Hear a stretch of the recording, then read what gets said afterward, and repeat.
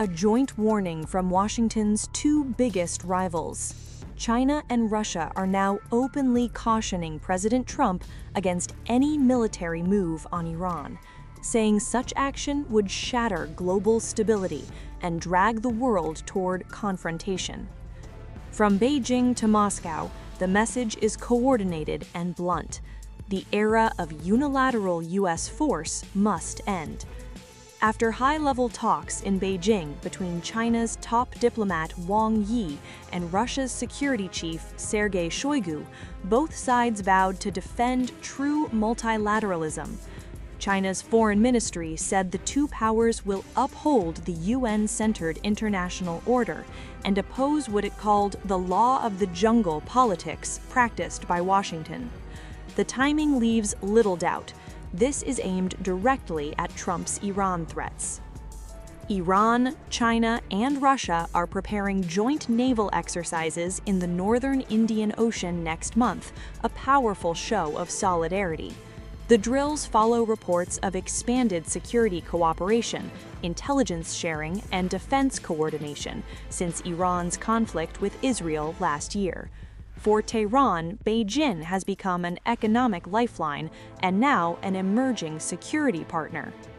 President Trump says he prefers a deal, but pairs diplomacy with intimidation.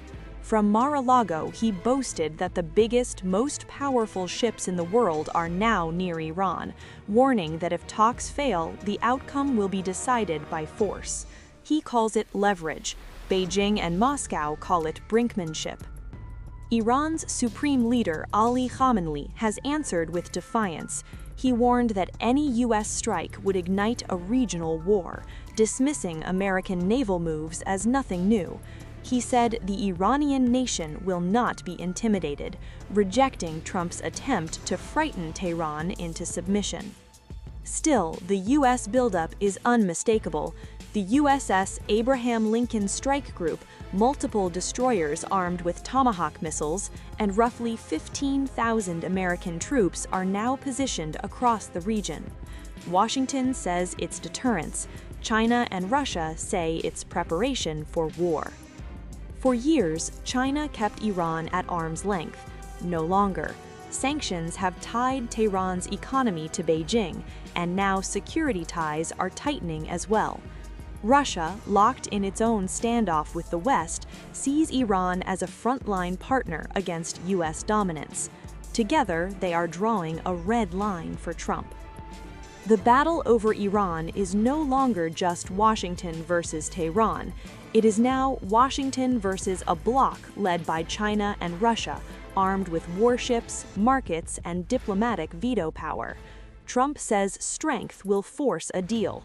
Beijing and Moscow warned strength could spark a global rupture. The next move may decide not just Iran's future, but the balance of power in the 21st century.